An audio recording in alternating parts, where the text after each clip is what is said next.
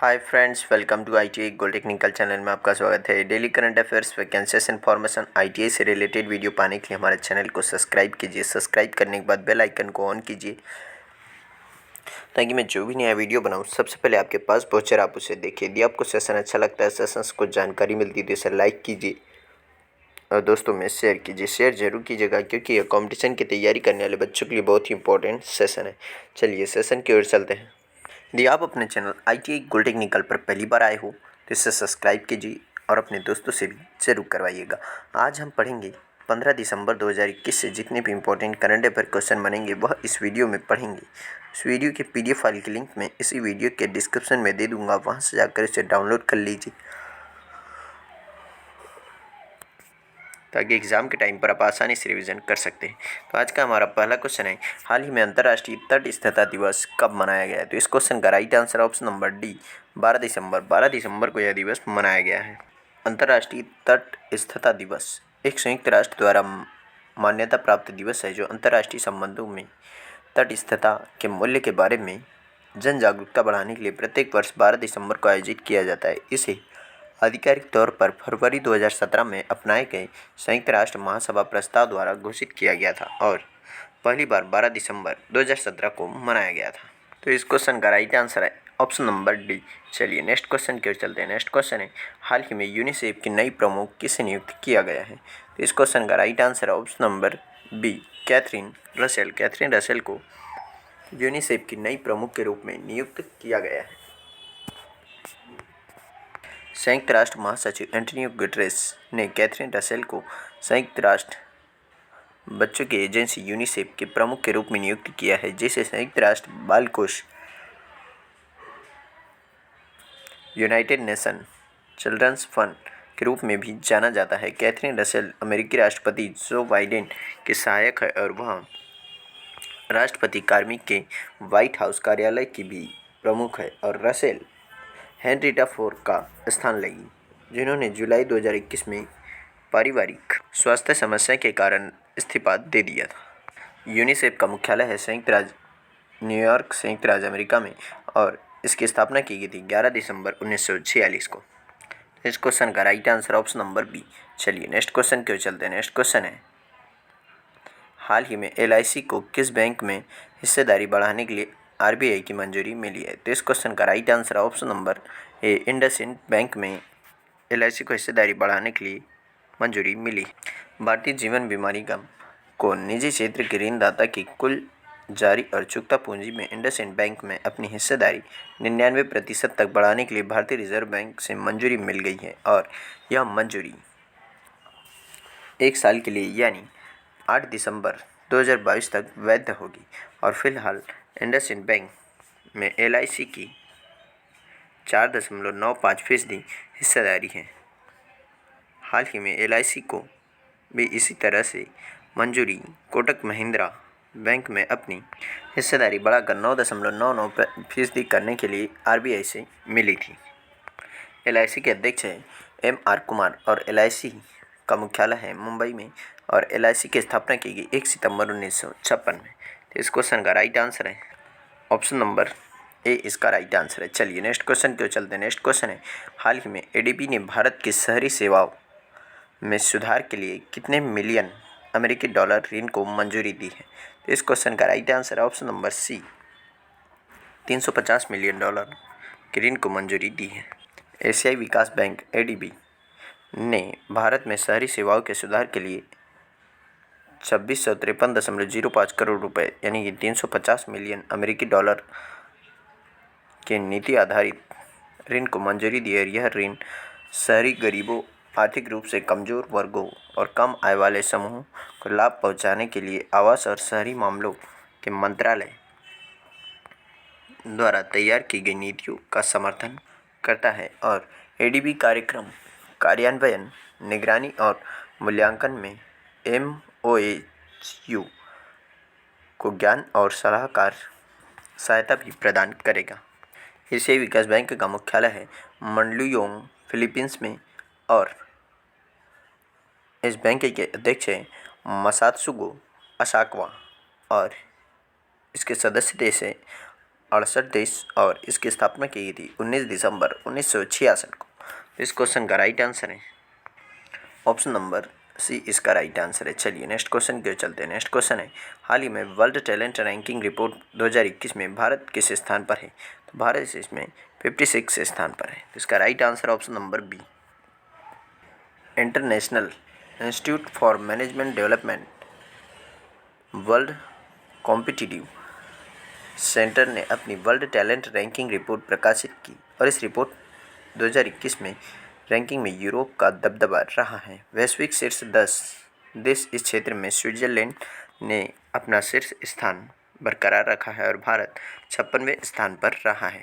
और मध्य पूर्व और उत्तरी अफ्रीका में संयुक्त अरब अमीरात ने इजराइल इस क्षेत्र का में पहला के बाद अपना दूसरा स्थान बनाए रखा है, दूसरा स्थान। और इजराइल को 22वां स्थान मिला है और इसी के साथ में एक स्थान सुधार कर 23वां स्थान प्राप्त किया है। किसने? यूएई ने। और ताइवान को एशिया के तीसरे स्थान पर रखा गया है, जबकि 16वें स्थान पर एशिया में ताइवान को, हांगकांग को 11वें स्थान और सिंगापुर को 12वें स्थान से पीछे रखा गया है। लेकिन दक्षिण कोरिया 34 और चीन 36 और जापान 39 से आगे है। इसमें पहले नंबर पर है स्विट्जरलैंड, दूसरे पर है स्वीडन, तीसरे पर है लग्जमबर्ग, चौथे पर है नॉर्वे और पाँचवें पर है डेनमार्क, छठे स्थान पर है ऑस्ट्रिया, सातवें पर है आइसलैंड, आठवें पर है फिनलैंड और 9वें नंबर पर है नीदरलैंड, 10 नंबर पर है जर्मनी। इस क्वेश्चन का right answer option number B. चलिए नेक्स्ट क्वेश्चन की ओर चलते हैं। नेक्स्ट क्वेश्चन है, हाल ही में नीति आयोग कहाँ पर 1000 अटल टिंकरिंग लैब स्थापित करेगा? तो इस क्वेश्चन का राइट आंसर है option number C, Jammu Kashmir में यहाँ अटल टिंकरिंग लैब स्थापित कर।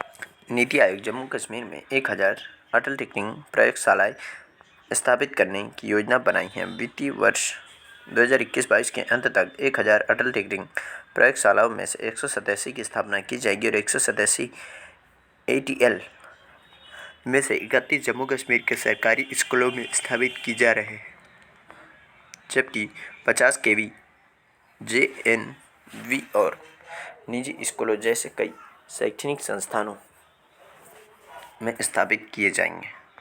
नीति आयोग का गठन किया गया था 1 जनवरी 2015 को और नीति आयोग का मुख्यालय है नई दिल्ली में और इसके प्रेजेंट टाइम पर अध्यक्ष है प्रधानमंत्री नरेंद्र मोदी जी और उपाध्यक्ष हैं राजीव कुमार और इस आयोग के CEO है अमिताभ कांत जी। तो इस क्वेश्चन का right answer option number A इसका राइट आंसर है। चलिए नेक्स्ट क्वेश्चन के चलते हैं। नेक्स्ट क्वेश्चन है,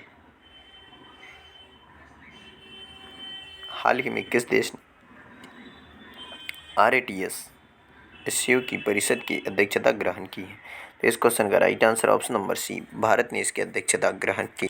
भारत ने 28 अक्टूबर 2021 से एक वर्ष के लिए शंघाई सहयोग संगठन के क्षेत्रीय आतंकवाद विरोधी संरचना RATS SCO की अध्यक्षता ग्रहण की है और राष्ट्रीय सुरक्षा परिषद सचिवालय में भारत सरकार ने ज्ञान भागीदार के रूप में भारतीय डेटा सुरक्षा परिषद के सहयोग से SCO सदस्य राज्य के प्रतिनिधियों के लिए समकालीन खतरे के माहौल में साइबर स्पेस की सुरक्षा पर 2 दिवसीय संगोष्ठी का आयोजन किया। SCO का मुख्यालय बीजिंग चाइना में और इसकी स्थापना की गई थी 15 जून 2001 को और इसके SCO के अभी महासचिव है व्लादिमीर नोरोव।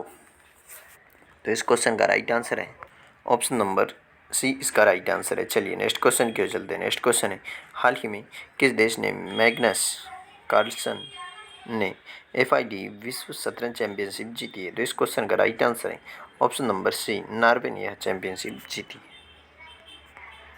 मौजूदा विश्व शतरंज चैंपियन नॉर्वे के मैग्नस कार्लसन ने अपने खिताब का बचाव किया और दुबई में FIDE विश्व चैंपियनशिप जीती है। उन्होंने संयुक्त अरब अमीरात में इस महीने दुबई के एक्सपो 2020 में आयोजित विश्व टूर्नामेंट जीतने के लिए 7 अंकों की सीमा को पार करने के लिए आवश्यक 1 अंक हासिल करते हुए रूस के यान नेपोनियाची को हराया और कार्लसन ने अपना 5वां विश्व चैंपियनशिप खिताब जीता है और कार्लसन ने चैंपियनशिप द्वारा पेश किए गए 2 मिलियन यूरो पुरस्कार का 60% जीता है।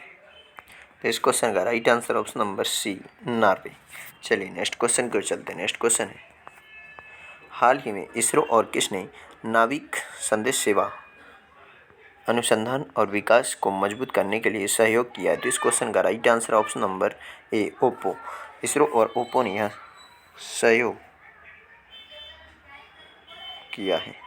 भारतीय अंतरिक्ष अनुसंधान संगठन ने नाविक मैसेजिंग सेवा के अनुसंधान और विकास को मजबूत करने के लिए चीनी स्मार्ट डिवाइस निर्माता ओप्पो की भारतीय शाखा के साथ एक समझौते पर हस्ताक्षर किए हैं और संदेश सेवा का उपयोग मुख्य रूप से खराब या बिना संचार वाले क्षेत्रों में, विशेष रूप से महासागरों में जीवन सुरक्षा अलर्ट प्रसारित करने के लिए किया जाता है।